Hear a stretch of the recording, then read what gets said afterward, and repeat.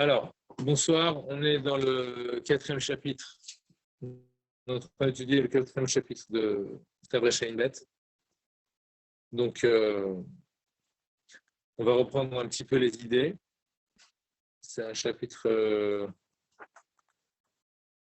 je ne dirais pas complexe, mais on va dire qu'il synthétise un petit peu tout ce qu'on a vu précédemment. Donc, du coup, il faut être bien attentif et concentré dans ce qu'on étudie.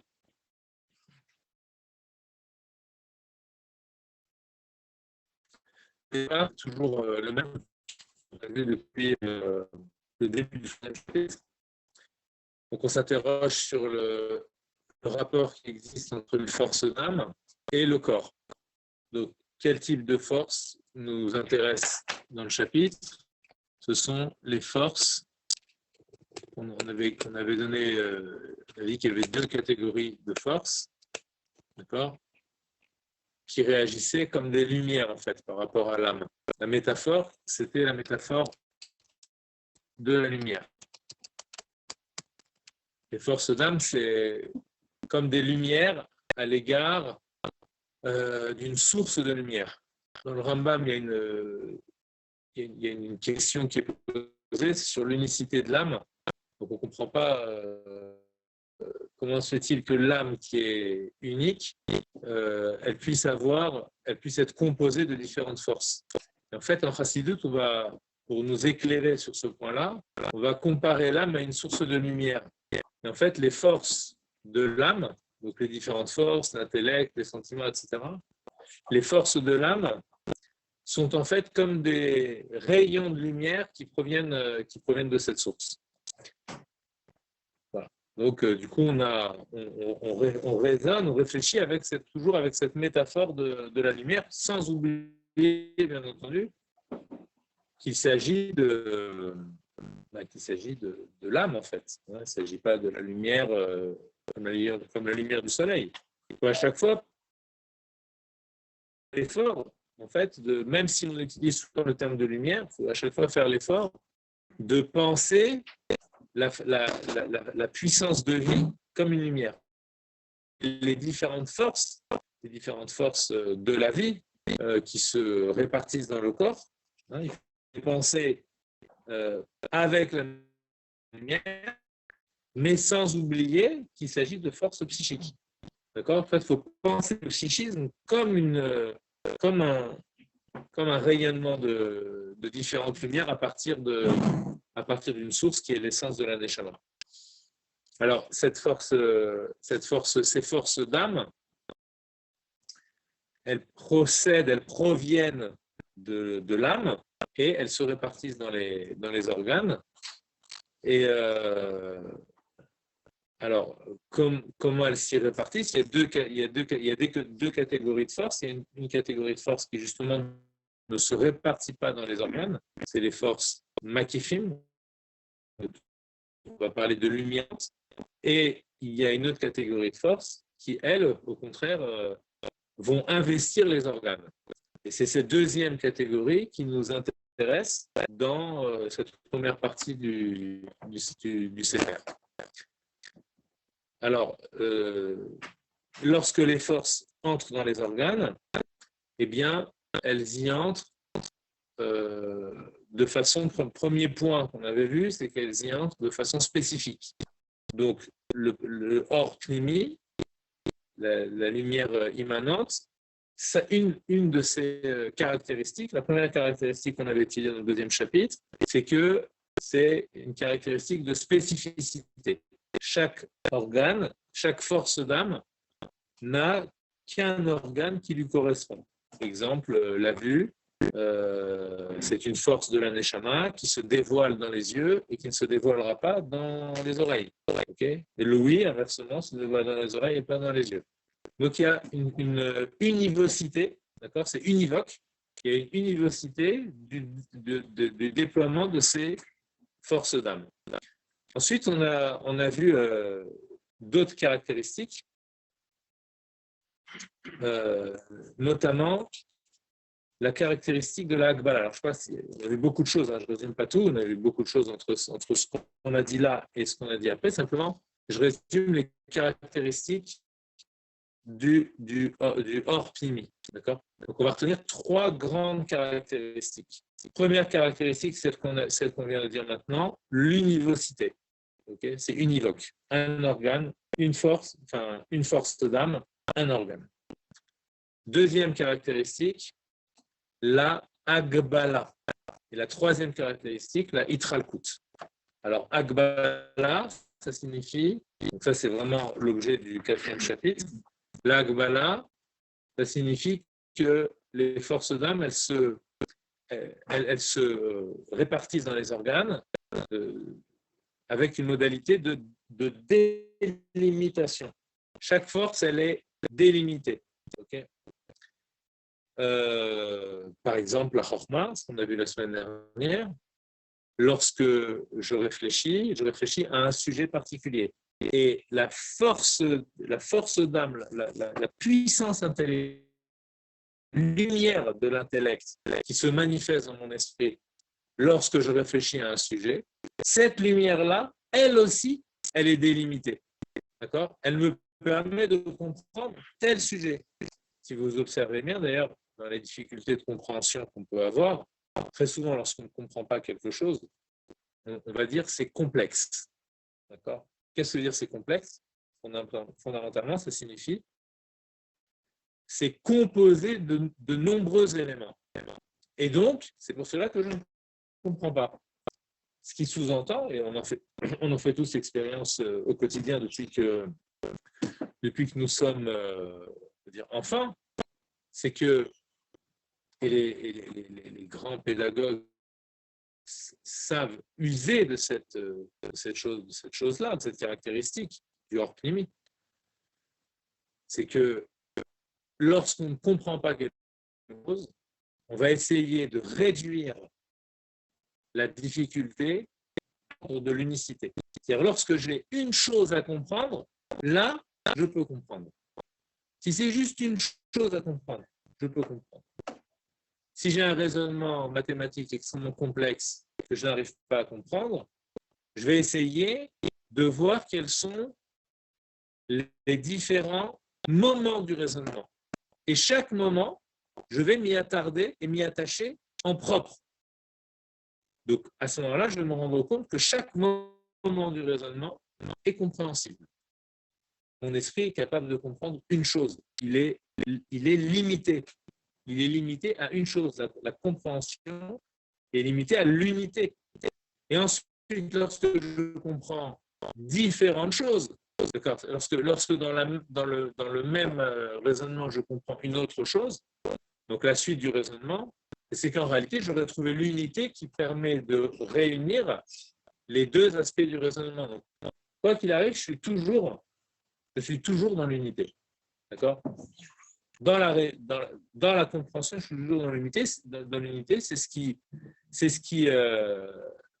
qui vient en fait de la caractéristique de Agbala. Agbala, la traduction de délimitation du Or Pnimi. Donc ça, c'est la deuxième caractéristique. Et cette caractéristique, en fait, comme la première,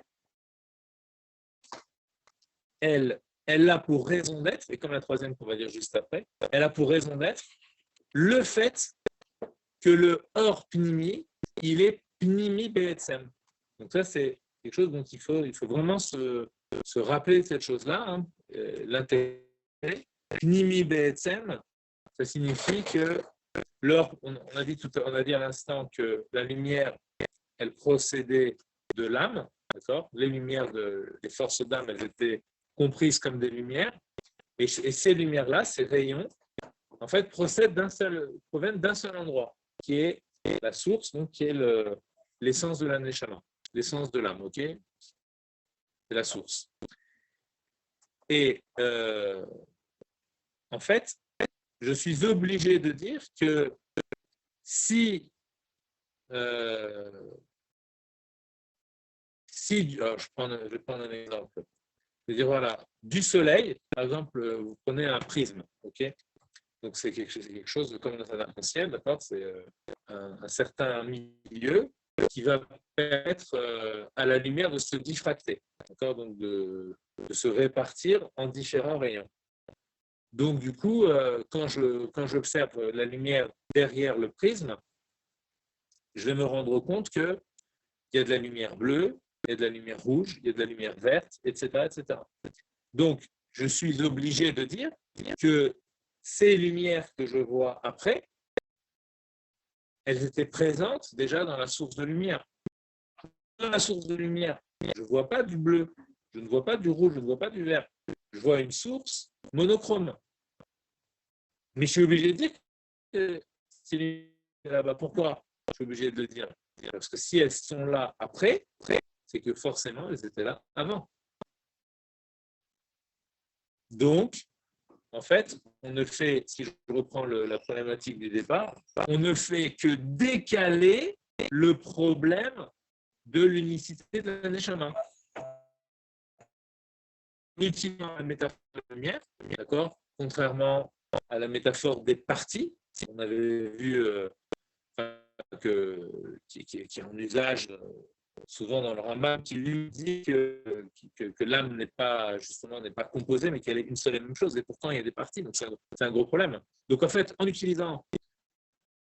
en se servant de la métaphore de la lumière, en fait, on ne fait que décaler le problème, parce que si je dis qu'il y a différentes couleurs de lumière, si je dis qu'il y a différentes forces d'âme, et que ces forces d'âme viennent forcément d'une source unique, ça veut dire que à l'intérieur de la source, je vais avoir une pluralité. Alors qu'en réalité, dans la source, je ne devrais pas avoir de pluralité. Alors, la métaphore de la lumière, elle peut encore nous servir un petit peu. Pourquoi? Ou du prisme. Parce qu'en réalité, la lumière verte ou la lumière rouge à l'intérieur de la source, elles ne sont pas visibles comme lumière verte et comme lumière rouge. Dans le langage de la Chassidut, on dira qu'elles sont complètement annulées dans le Maor, dans le luminaire, et qu'elles n'ont pas d'existence en propre.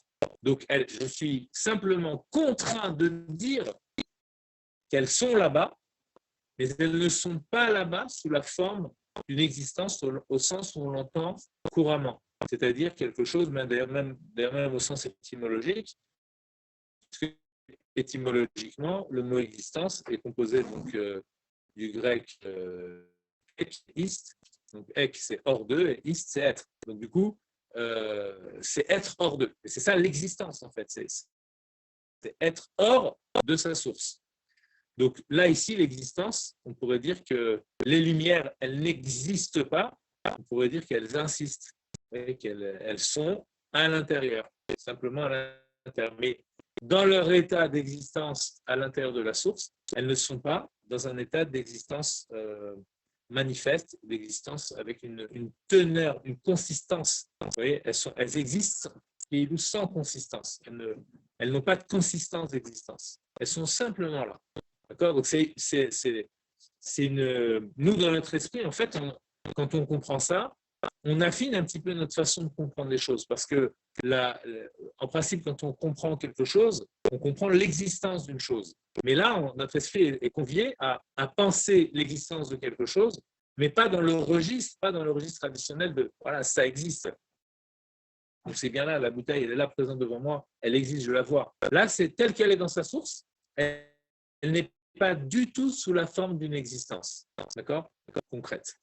C'est comme ça qu'il faut penser le Pnimi Be'etzem. Le Pnimi Be'etzem, ça veut dire que fondamentalement, je suis contraint de dire que c'est là. Je n'ai pas le choix que de dire que c'est là. Mais dire que je n'ai pas le choix que de dire que c'est là, ce n'est pas la même chose que de dire que ça existe. C'est forcément présent dans l'essence, mais pas sous la forme d'une existence. Alors, sous quelle forme? Sous aucune forme. Voilà. C'est ça la difficulté de penser.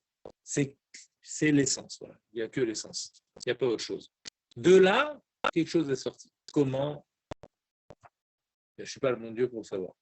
D'accord? C'est le miracle de la création. Il y a quelque chose qui est sorti de là. C'est incroyable. Puisqu'on est là, c'est la preuve que quelque chose est sorti de là. D'accord? Donc, la Gbala, en fait, elle provient du fait que la chose est présente déjà dans l'origine sous une forme qui est imperceptible.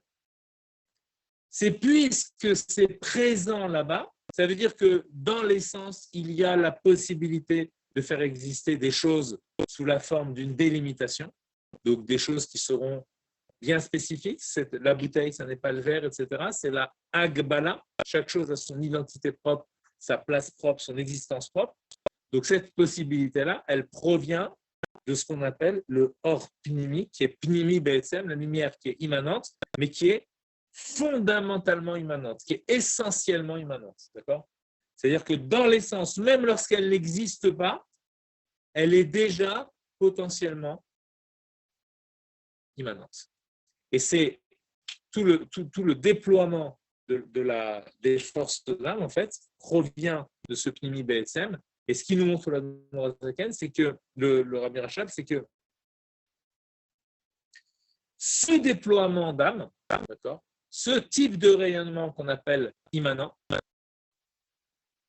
en se déployant, il déploie dont on a parlé maintenant. La première caractéristique de l'univocité, c'est puisqu'il y a Agbala fondamentalement, puisque fondamentalement, il y a déjà l'option du pnimi dans l'essence de l'âme, et puis il y a l'option du makif, mais l'essence n'est pas limitée. Mais puisqu'il y a cette option de la limite, alors qui dit limite dira forcément univocité. Ça va se déployer ça va déployer cette limite-là. D'accord, du fait que c'est pnimi b'etzem, ça va se dévoiler. Donc univocité. Ça va se dévoiler sous la forme aussi de la agbala, aussi parce que c'est pnimi b'etzem, d'accord, comme c'est pnimi immanent. Donc, en se déployant, eh bien, ce sera aussi be'agbala. En fait, c'est simplement la agbala, la limite latente. Latente, ça signifie la limite cachée, la limite potentielle, qui est déjà là dans l'essence, d'accord, non pas sous la forme d'une limite. Rappelez-vous, on a vu qu'à ce niveau-là, c'était encore illimité, puisque c'est comme l'âme elle-même. Mais le déploiement des Kochot va révéler, d'accord, va mettre en acte cette limite latente, d'accord, cette limite potentielle. Donc ça va la mettre en acte, donc ça va devenir une force forcément limitée. C'est pour cela que lorsque je réfléchis, je ne peux comprendre qu'une chose à la fois, d'accord. Et même lorsque je comprends plusieurs choses, c'est à chaque fois une chose et encore une chose et encore une chose que j'additionne, et cette addition fait encore qu'il y a une chose. Okay. Troisième point, c'est le point de la hitralkut. La hitralkut, ça signifie la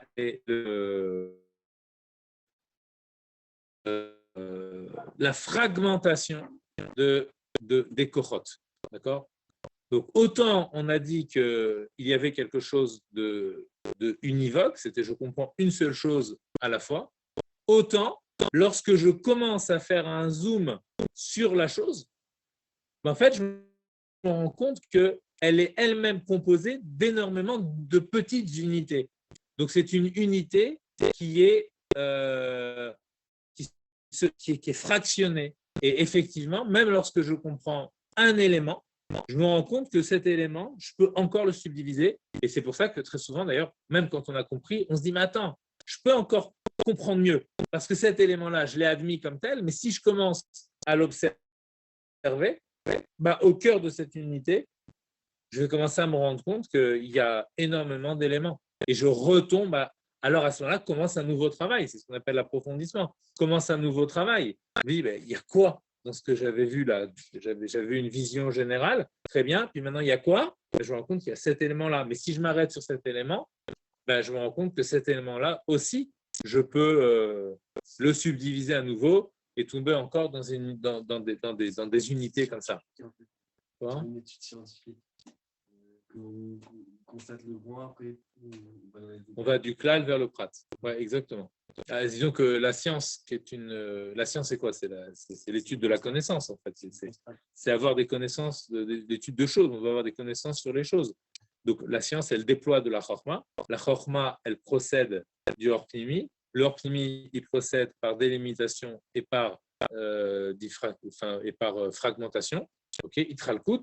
Donc, forcément, la science ne veut que suivre ce modèle. La science n'est pas consciente qu'elle suit ce modèle et qu'elle n'est que dans le Hor-Pnimi et dans la Chitzoniut de la Chitzoniut du Hor-Pnimi. Elle ne s'en rend pas compte. Voilà. Alors qu'au contraire, dans la Torah, on se rend compte de cette chose-là. Voilà. Et donc, bon, ça c'est le début du deuxième chapitre, du quatrième chapitre. Point de comparaison. Donc, on va avoir dans ce quatrième chapitre, puisqu'ici, on a détaillé le Hor-Pnimi. Donc, on a besoin toujours de revenir au Hor-Makif, la lumière transcendante, pour essayer de bien comprendre la différence qu'il y a entre les deux. Et donc, dans le Hor-Makif, à l'inverse, la lumière transcendante, on n'a pas toutes ces caractéristiques d'univocité, de délimitation et de fragmentation de Itralkut. On n'a pas ça, puisqu'on reste dans l'unité, dans la généralité. Donc, par exemple, dans la volonté, elle n'est pas délimitée à un organe. La volonté, elle peut vouloir bouger le bras, bouger les jambes, réfléchir, ouvrir son cœur, etc. D'accord ? Donc, on peut avoir la volonté, elle peut aller dans les différents organes. Et elle n'est pas changée, d'accord ? Elle n'est pas modifiée. Ce sera toujours la même volonté. Si je veux ouvrir mon cœur vers Dieu ou si je veux penser la grandeur de Dieu, ce sera toujours la volonté. La volonté, donc le makif, la volonté qui procède de la lumière, des lumières transcendantes de l'âme, la volonté n'est pas limitée. D'accord ? Lorsque je veux, comme on dirait en français, je veux, mais dans toute la force du vouloir. Donc la volonté n'est pas limitée. La seule limite qu'on pose à la volonté, c'est l'objet sur lequel se pose la volonté. Mais ça ne limite pas la volonté en tant que telle. C'est pour cela qu'on avait donné l'exemple dans les thérapies. Okay, si quelqu'un n'a plus de motivation dans l'existence, etc. Donc, il suffit de trouver une bonne raison pour réveiller sa volonté. À partir du moment où j'ai réveillé, faire une petite chose, à partir du moment où on a touché la volonté, on a touché à quelque chose d'infini. Donc, dès l'instant où j'ai touché à la volonté, même sur la volonté, je ne sais pas moi, pour quelqu'un qui ne voudrait pas se lever, la volonté de se lever et de faire son lit, tu vois, ou de se lever et d'aller sortir une minute dehors et de rentrer chez lui à nouveau. C'est rien, tu n'as rien fait. Tu as juste fait quelque chose. Mais à partir du moment où tu as attrapé la volonté, tu as attrapé le moteur. Et le moteur, il est de l'ordre de l'infini. D'accord ? Donc, la volonté, elle est en elle-même, elle n'est pas délimitée. Et de la même façon, elle n'est pas beitralku, il n'en parle pas ici, mais elle n'est pas fragmentée. D'accord ? C'est-à-dire que, pourquoi ? Parce que lorsque je veux quelque chose, c'est toujours la même volonté, ce n'est pas une autre volonté. D'accord ?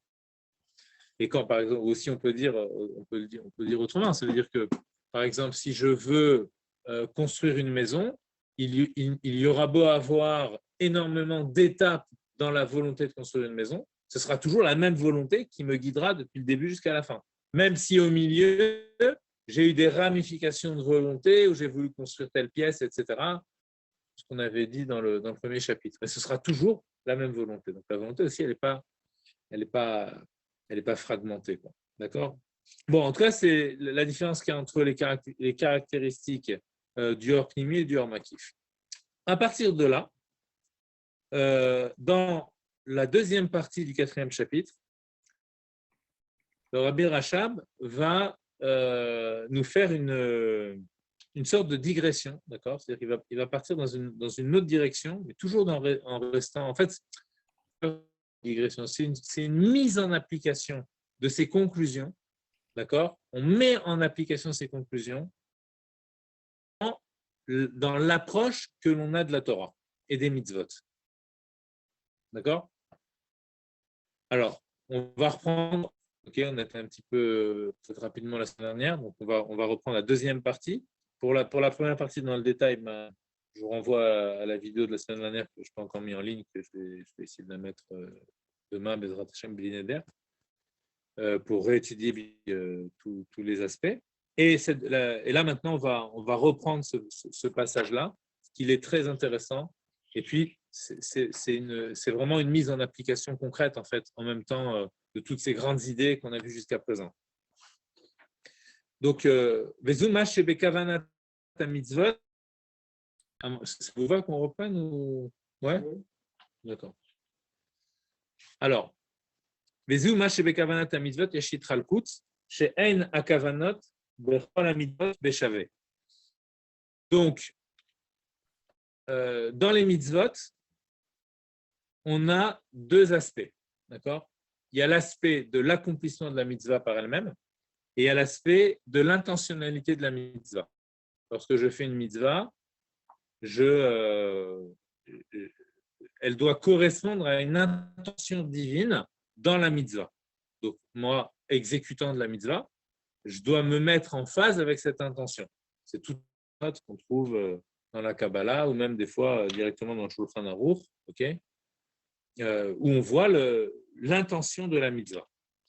Quelle différence y a-t-il entre l'intention de la mitzvah et l'action de la mitzvah? L'intention de la mitzvah, elle relève, de quoi elle relève l'intention de la mitzvah? Elle relève de la chorma de la mitzvah. Pourquoi Hachem a décidé qu'il fallait qu'il y ait une mitzvah, d'accord, qu'il fallait mettre les tefilines, etc. Pourquoi on fait cette mitzvah-là? Ça, c'est la kavana. Donc, qui dit compréhension de la mitzvah, dit quoi? De quoi on parle? On est dans quel registre? Si on traduit en termes de lumière, on est dans quel type de lumière, là, cette fois? Quoi? On est dans le registre du Or Pnimi. Par contre, lorsqu'on dit qu'il faut accomplir la mitzvah parce que la mitzvah relève de la volonté de Dieu, on est dans quel registre? On est dans le registre du Or Makif. C'est la volonté, c'est Makif. Et bien, on va se rendre compte que dans les kavanot des mitzvot, il y a des différences, exactement comme dans l'Or Pnimi, il y a des différences, il y a des degrés, alors que dans l'accomplissement de la mitzvah, la volonté, ce qui relève de la volonté de Dieu, là, il n'y a aucune différence. Alors, les fiches atam ve'asol chez Bechol mitzvah, eno beshave bechulam, donc d'une mitzvah à l'autre, la raison est différente. Il y a des mitzvot qui relèvent de la chorma, d'autres qui relèvent de la bina, d'autres qui relèvent des midot. Okay, on trouve dans les 10 sirotes, on trouve les 613 mitzvot. Ou Machamurazal, contradiction. Parce que les Chachamim nous disent Alti Yoshev et Shokel mitzvotea shel Torah. Tu ne dois pas sous-peser la valeur des mitzvot. Dire celle-là, elle est légère. Celle-là, elle est plus lourde, elle est plus chashouva, plus importante. Tu n'as pas le droit de faire ça. Mais on vient de dire maintenant que dans la kavana, il y a des différences. Pourquoi je n'ai pas le droit de dire cette mitzvah est plus importante s'il y a des différences intrinsèques à la mitzvah, au mitzvot? Pourquoi je n'ai pas le droit de pousser plus loin, de dire voilà, cette mitzvah-là, finalement, elle est légère, elle relève que de tel sira. Pourquoi je dirais pas ça? Pourquoi je n'aurais pas le droit de dire une chose pareille? Au contraire, des kalot shebe kalot vechamurot shebe chamurot, les plus légères comme les plus lourdes, kulam shavim, elles sont toutes égales. Alors de quoi parle-t-on? Zeu mitzvah daratzon elyon sheba mitzvot.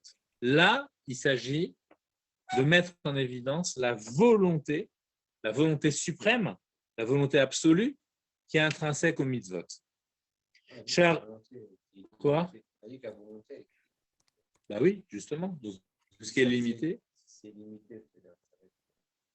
Au contraire, si c'est illimité, l'illimité, c'est vraiment l'homogénéité. L'illimité est vraiment associé enfin, c'est pas associé, c'est le principe de l'illimité l'homogénéité. Quand tu dis le Or Ensof, qu'est-ce qu'on dit par exemple sur la lumière infinie? On dit qu'il est Pashut Betachlit Apshitut, qu'il est simple, qu'il n'est pas composé de différents éléments.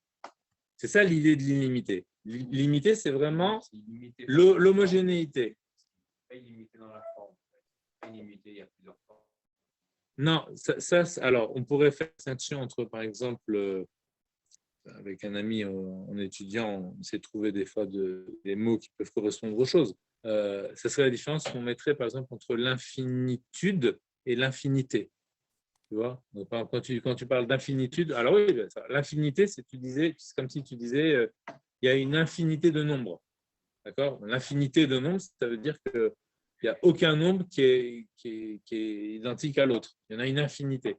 Mais quand tu parles de l'infinitude, tu parles d'une notion d'infini, mais dans le sens de, dans le sens d'une homogénéité. Tu vois, c'est infini. C'est pas. C'est ça qu'on parle quand on parle de Ratsan.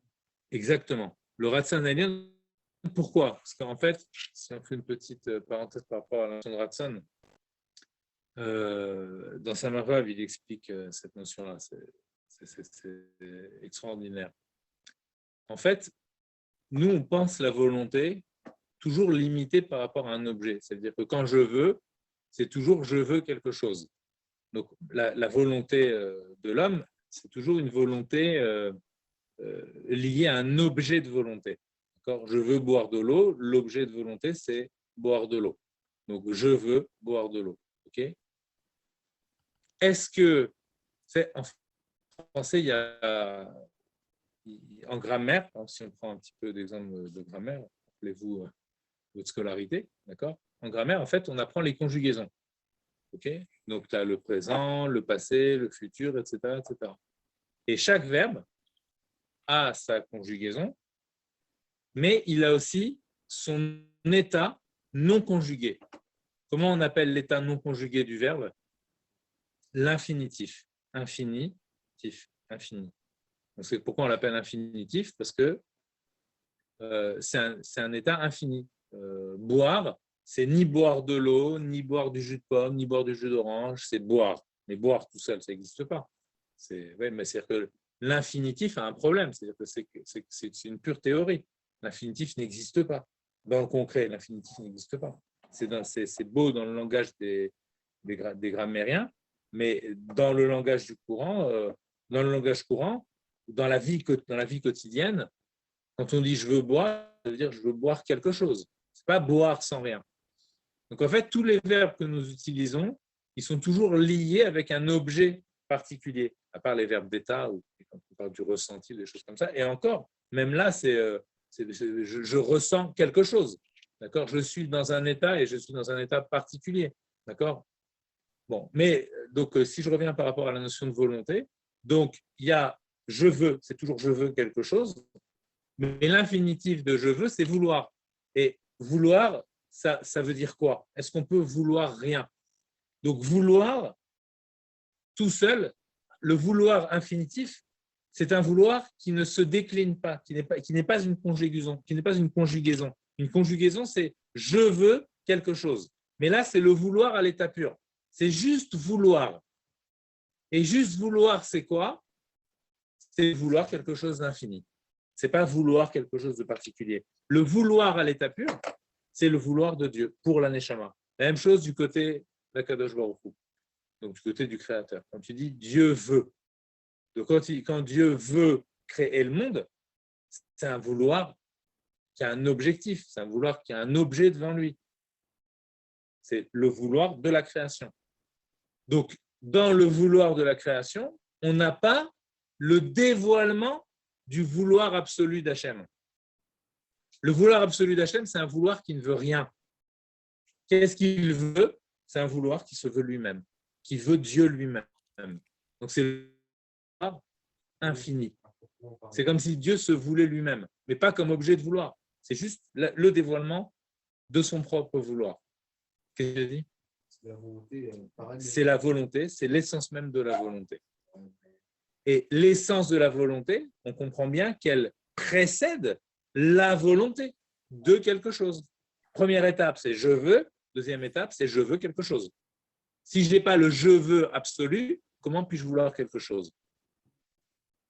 La création dévoile le je veux quelque chose. La Torah dévoile le je veux absolu d'Hachem. Donc, dans les mitzvot, c'est le je veux d'Hachem, absolu, le je veux de lui-même. C'est ça un je veux infini, c'est se vouloir lui-même. Les mitzvot dévoilent cette volonté. Dans la chassidut, on utilise l'expression Ratzon à Elyon, la volonté suprême. Elyon, parce qu'elle est au-dessus de toute forme de volonté, de toute volonté qui serait une volonté délimitée. Et en fait, c'est ce qui se dévoile dans une mitzvah. Maintenant, tu vas me dire, oui, mais attends, Dieu veut que je mette les tefilines, c'est un objet de volonté. Donc, c'est aussi propre à quelque chose. Donc, ce n'est pas l'essence même de la volonté. Grave erreur. C'est l'essence de la volonté qui trouve un vêtement pour se manifester comme essence de volonté. Et le vêtement qu'il trouve, c'est les 613 mitzvot. C'est complètement différent. Ce n'est pas du tout la même chose que vouloir créer le monde. Et pour nous, c'est la même chose. C'est-à-dire que pour nous, quand je dis « je veux boire », ça procède d'un objet de vouloir qui est conforme à un désir et à un manque. Donc, je veux cette chose-là. Mais quand je veux faire une mitzvah, c'est quoi l'objet du vouloir? C'est quelqu'un qui a un désir comme ça, il lui met les tefilines, il lui manque. Il a un manque de tefilines. Comme j'ai un manque d'eau. C'est pas ça. C'est au contraire, c'est dépasser son propre vouloir pour se hisser, pour s'élever au rang du vouloir absolu. Donc c'est pour ça que derrière tout intérêt que je peux avoir à faire une mitzvah, se cache fondamentalement un non-intérêt. Pas un désintérêt. Hein. Quand je dis un désintérêt dans le sens où ça ne m'intéresse pas une forme de... Comment ça s'appelle de non... oui, mais intérêt dans le sens, ça m'intéresse de faire quelque chose. Donc, ce n'est pas dans ce sens-là. C'est dans le sens où j'ai dépassé la notion d'intérêt. C'est-à-dire, mais je fais parce qu'il y a le lamaba, je fais parce que...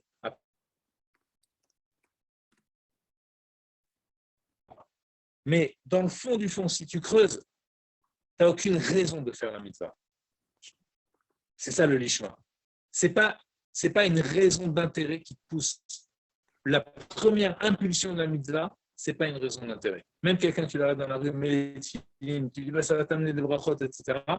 Quand tu vas creuser, au fond du fond du fond, ce qui a fait qu'il s'est arrêté pour mettre les tefilines, ce n'est pas ça. Même si, en apparence, ça a l'air d'être un intérêt parce qu'il veut des brachot pour sa famille et pour lui, etc. Donc, les mitzvot avaient amené des brachot. Mais dans le fond du fond, il a produit là un acte qui ne procède pas, dont la raison d'être n'est pas l'intérêt. Il a produit un acte dont la raison d'être est la volonté suprême. La volonté sans objet de volonté. S'il y avait cette volonté au-dessus de la nature, ouais. Tu as toujours le libre arbitre. Il n'est pas propulsé par cette volonté-là, par cette volonté suprême. C'est sa volonté qui le pousse à faire. Mais lorsqu'il a accepté d'arrêter sa marche, tu vois, il était en train de marcher, aller du restaurant à son bureau, tu vois, et il y a un Chabad qui est là, qui l'arrête. Vous voulez mettre le monsieur? Et lui, il regarde, il dit allez, on y va. Pourquoi il a arrêté? Si tu creuses au fond du fond du fond, cet homme-là a posé dans la réalité un acte qui ne procède pas d'un intérêt, parce qu'il n'y a aucun intérêt personnel, substantiel, que j'ai à mettre les tefilines. Ça veut dire que c'est un acte qui procède d'une autre volonté qui n'est pas le type de volonté que nous connaissons. Ce sont des volontés toujours intéressées. Il me manque quelque chose, je veux combler ce manque, donc je vais déployer une volonté qui va faire que je vais pouvoir obtenir cette chose qui me manquait. Là, c'est un intérêt sans objet. C'est Et sans s'en rendre compte, il a produit un acte qui procède d'une volonté qui n'a pas d'objet de volonté, dont l'objet de volonté n'est que le vêtement de la volonté, en fait. C'est pour ça que par la volonté, par l'accomplissement des mitzvot, on s'attache à la volonté de Dieu. En s'attachant à la volonté de Dieu, on s'attache à Dieu lui-même. Il est présent dans sa volonté. Parce que justement, c'est une volonté de lui. C'est la volonté qui veut Dieu lui-même. Donc, quand on est dans le dévoilement de cette volonté, à ce niveau-là, c'est l'infinitude, hein, ce qu'on disait tout à l'heure. C'est-à-dire qu'il n'y a pas de différence de degré. La volonté ne se manifeste pas, ne se dévoile pas par les deux principes dont on a parlé tout à l'heure, qui sont celui du Orphnimi, celui de l'Akbala, de la délimitation, et celui de la fragmentation, de la diversification. C'est pour ça que, en regard de la volonté, toutes les mitzvot sont à égalité. Et c'est pour ça d'ailleurs que dans les Minhagim Chabad, etc., très souvent, en tout cas, on met l'accent sur ça, c'est que quand on fait une mitzvah, on va faire avec tous les hidurim possibles et imaginables. D'accord ? On va essayer de mettre le maximum. Pourquoi ? Parce qu'en réalité, même cette mitzvah qui nous a l'air insignifiante, elle procède de la volonté de l'Hachem. Donc, par rapport à la volonté de l'Hachem, il n'y a pas de différence. Rabbi insiste beaucoup sur ça dans les sikhot, sur cette notion de volonté. Quand tu sers Dieu, peu importe. Vous savez, il y a un gilouï, par exemple, il y a une des manifestations de cette volonté qui peut en arriver, par exemple, à Ashmed, dans l'exarat Ashmed, qui peut en arriver au Messirut Nefesh. D'accord ? C'est-à-dire, c'est tellement fondamental qu'en fait, on devrait faire Messirut Nefesh pour toutes les mitzvot. Or, il n'y a que 3 mitzvot pour lesquelles on fait Messirut Nefesh, d'accord ? Notamment la Vodazara. Donc là, c'est clairement Begilou que quand tu sers un autre Dieu, ou te possèdes devant un autre Dieu, là, tu as un risque de te couper de Dieu. Donc du coup, le Ratson Aelion du Lota Aseh de la Vodazara est midgalé et tu donnes ton âme sans réfléchir.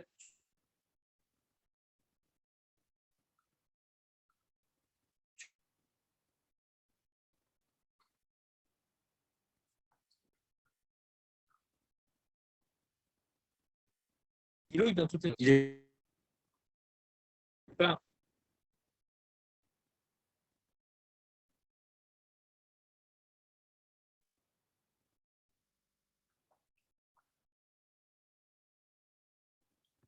ils sont on va dire flagrantes dans n'importe quelle mitzvah.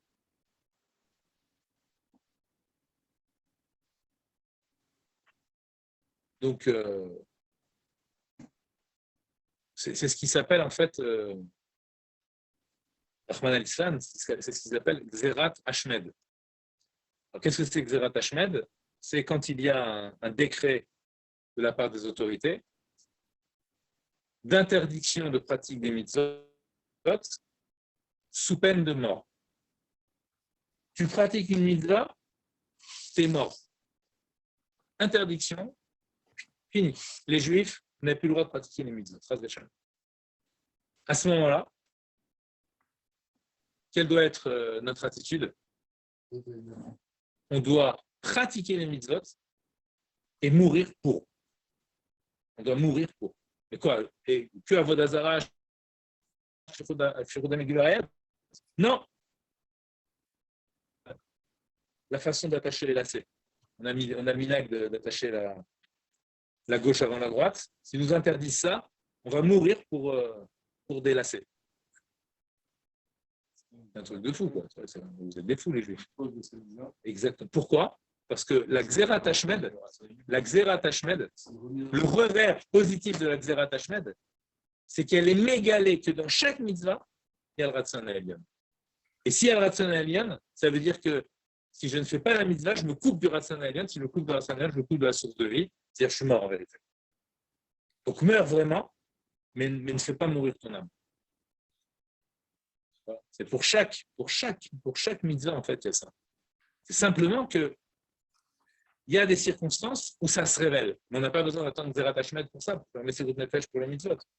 En réalité, ça nous dit que dans notre mode d'accomplissement de la mitzvah, il doit y avoir ce ressenti que je suis en train d'accomplir la volonté à l'état pur, la volonté elle-même.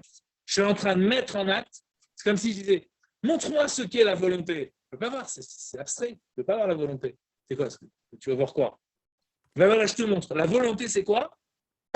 Faire une mitzvah. Là, tu as la notion de volonté véritablement. Boire un verre d'eau, ce n'est pas la volonté à l'état pur. C'est une volonté intéressée. J'ai une volonté qui est tournée vers un objet. Je veux boire de l'eau. Mais faire une mitzvah, c'est la volonté avec un grand V. Donc là, par rapport à ça, toutes les mitzvot sont à égalité. Tu n'as pas le droit de les sous-peser. Elles procèdent toutes. Celle qui t'apparaît comme la plus légère, comme celle qui t'apparaît comme la plus lourde, qui pour, comme les lacets d'ailleurs qui dérivent de la mitzvah des tefillin en vérité, ok? Ça, comme ça, l'un comme l'autre, Ratzon. Partout, c'est Ratzon. Donc, on ne doit pas sous-peser les mitzvot. Donc ça nous donne une idée, si vous voulez, quand on va accomplir notre mitzvah tout à l'heure de Kriyat Shema, de Harvit et Sfirat HaOmer. En fait, la première kavana qu'on doit avoir dans la mitzvah, c'est la kavana kali de la mitzvah, c'est-à-dire le fait que la mitzvah, elle possède du Ratzon HaElyon.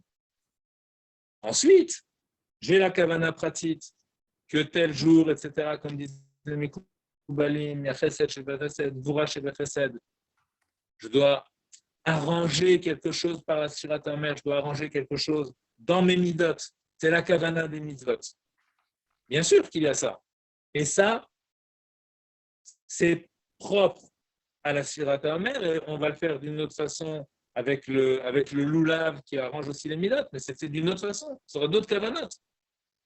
Mais le loulav comme la Sfirat HaOmer, ça procède du Ratzon HaElyon. Donc par rapport à ça, c'est à égalité. Première kavana, première approche de la mitzvah, c'est redonner à la mitzvah ses lettres de noblesse. C'est-à-dire sentir qu'ici, il s'agit du Ratzon HaElyon.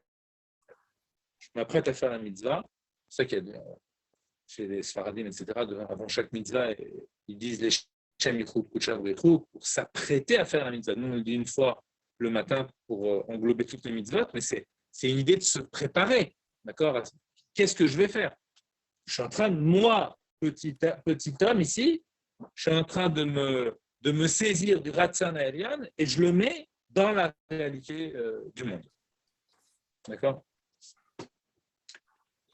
וזהו מצד הרצון עניין שבמצוות שהרצון אינו בא בהגבלה והתחלקות, ועל כן כל המצוות שווים. אבל מצד הטעם והכוונה, יש בזה חילוקי מדרגות. Mais par rapport donc à la raison par rapport à la kavana, là effectivement on va avoir différents degrés, d'accord?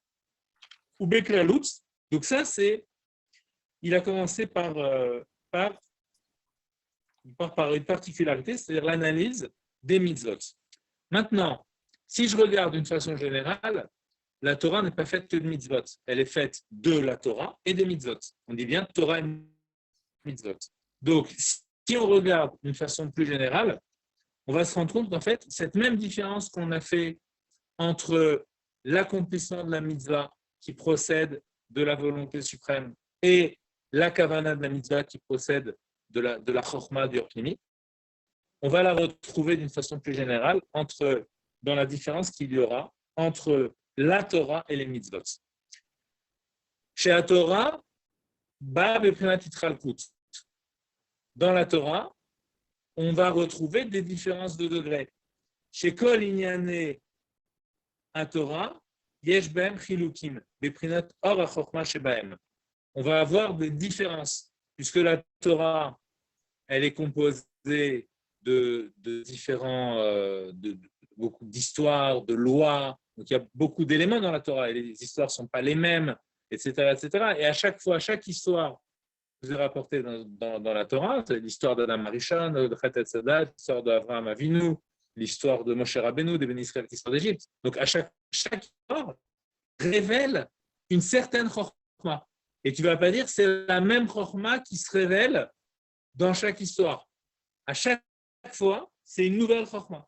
Pareil, quand tu commences à étudier la Torah chez Baal Pé, d'accord, les mitzvot, donc la chorma qui se dévoile dans les kilaïm, par exemple, ce ne sera pas la même chorma qui va se dévoiler dans les isurim de Bassar Vechalav. Ok?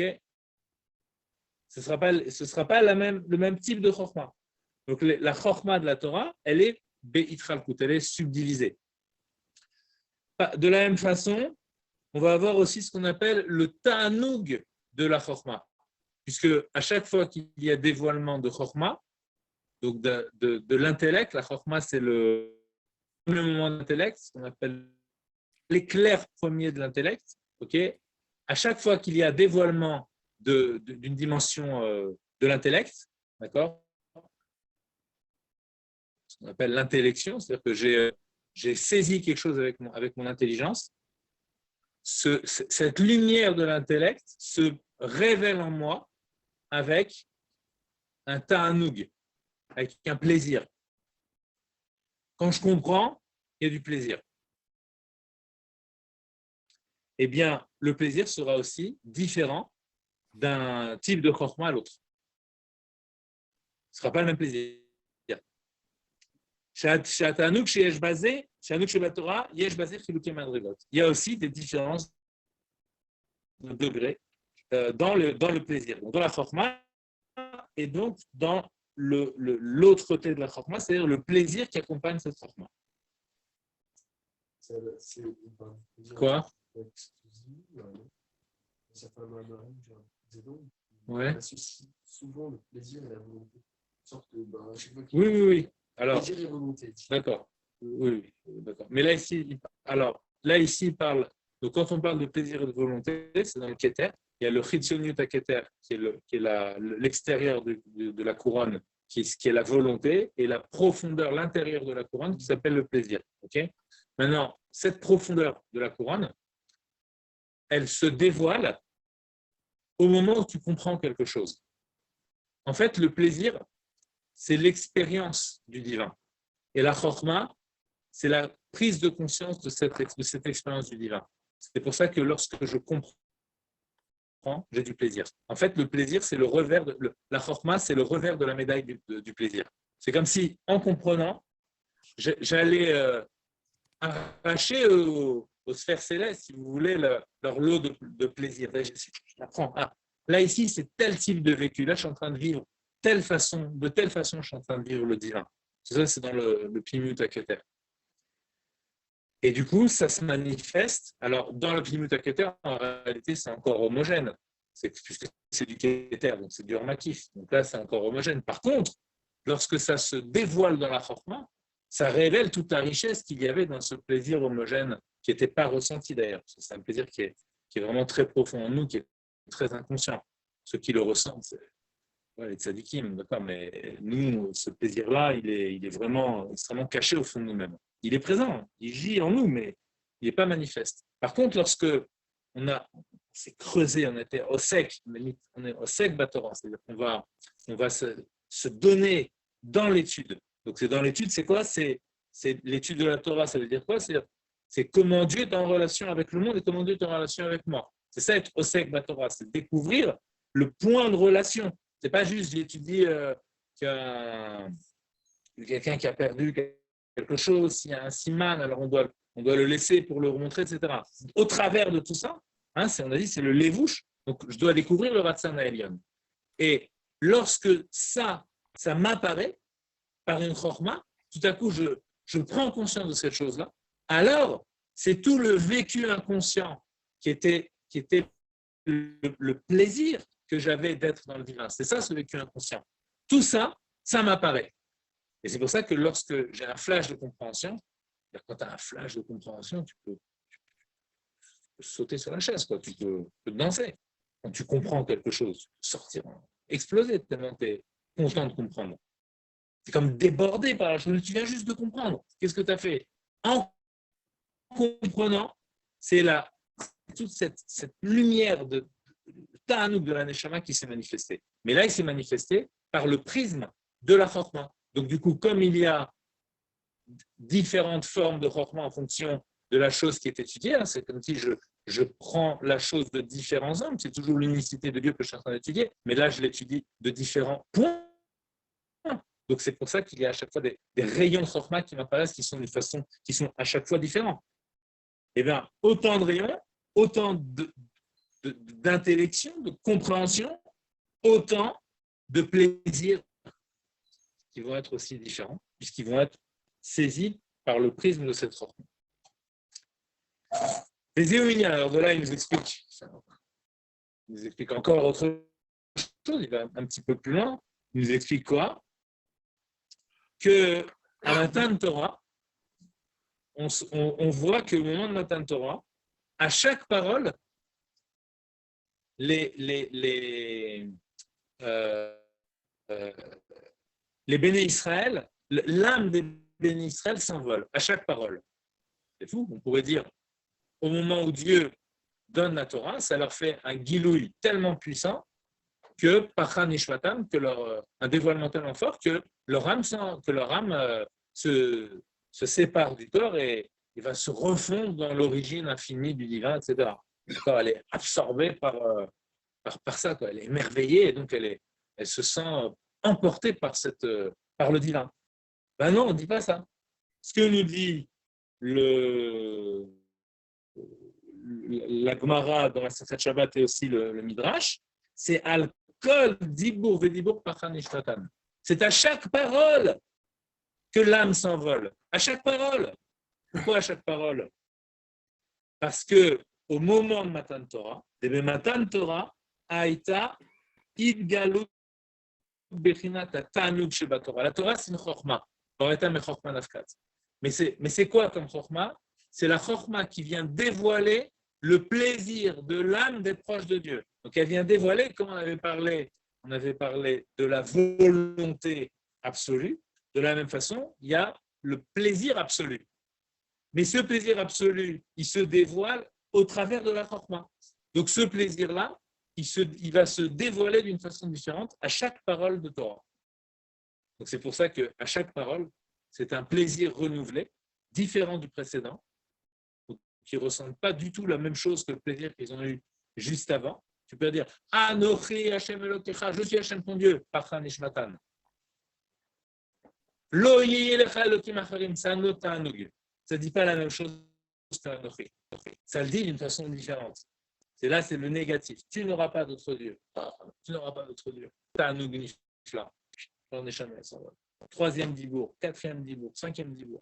Et à chaque fois, Pachan Nishmatan. Chaque dibour, c'est le gilouï d'un ta'anug différent. Parce que c'est la chorma de la Torah. Ou bechol dibour et dibour, yesh ta'anug prati ou meyuchad. À chaque parole, il y a un plaisir qui est spécifique. Alken, alkol dibour et dibour. Et c'est pour ça, à chaque parole, que l'âme s'envole. Mouch gadol b'likutei Torah dibour amatril. On peut consulter ces ma'amarim dans l'écouter Torah. Donc ça, c'est par rapport au ta'anu qui se révèle au travers de la chorma de la Torah. Mais si on considère le ratzan elyon de la Torah, là, toutes les mitzvot sont à égalité. Alors, donc ça, c'est donc on a dit par rapport à Torah et mitzvot. Ok, on a dit dans les kavanot à mitzvot, la différence entre la kavana des mitzvot et l'application de la mitzvah. On retrouve cette idée-là, la différence donc, entre le makif et le pnimi, en fait, entre la transcendance et l'immanence. Donc, on retrouve cette différence d'une façon générale entre Torah et mitzvot. Ok, donc il a démarré par mitzvot, si on arrive à faire un petit plan comme ça, il a démarré par mitzvot, donc on trouve ce dédoublement. Ensuite, ce même dédoublement dans Torah et mitzvot, où Torah, ça va être le côté de l'immanence, juste l'immanence même jusqu'au Ta'anouk qui pourtant est transcendant. Donc, on a de l'immanence jusqu'au bout, avec de la Gbala, de la délimitation et de la Etrakout, de la différenciation. Et maintenant, il va nous montrer que dans la Torah elle-même, on va avoir ces deux aspects. Alors, quand on dit dans la Torah, ça veut dire dans l'application de la Torah. D'accord? Donc,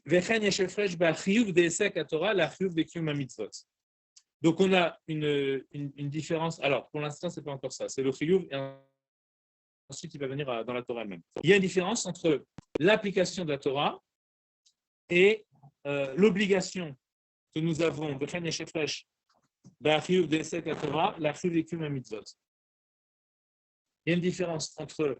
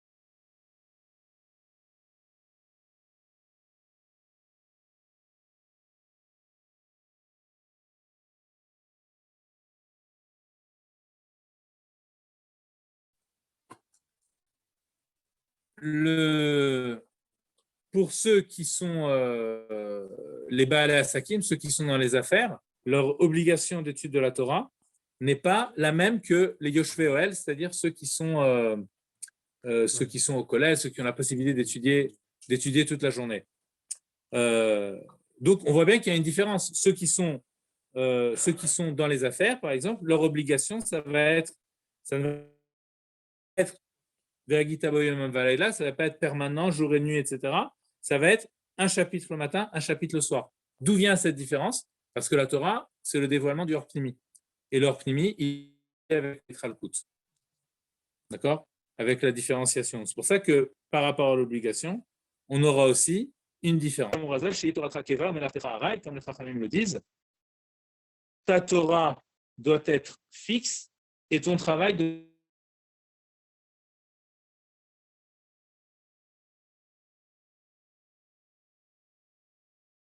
c'est pas possible que ce soit fixe pour les Baalei Asakim. Donc cette fixeté, si ça se dit, de l'étude de la Torah, elle doit se trouver dans le Nefesh, à défaut de pouvoir se trouver dans le temps. D'accord? Donc au moins dans l'âme, elle est là. Des Vanato, il est Esek à Torah, parce que même s'il est dans les affaires, son objectif doit être l'étude de la Torah, avec un bisco et même lorsqu'il est affairé à son commerce, Yekavanato, Birte chez Istaker, Veyuchal Asok Batorah, sa kavana doit être de raccorder sa parnassa, donc son pain, à l'étude de la Torah. C'est-à-dire que pourquoi je sors pour aller gagner ma vie, pour pouvoir gagner de l'argent.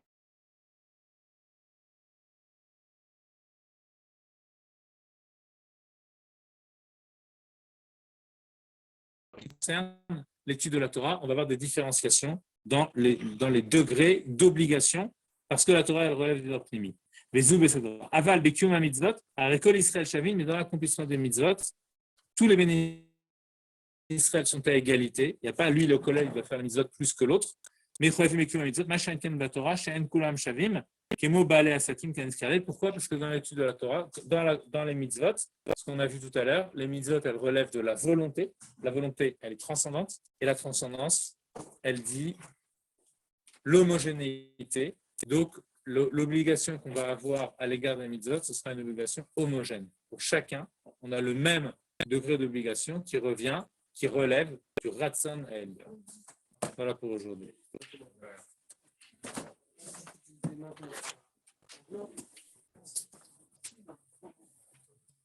Au revoir, Shaoul. Salut.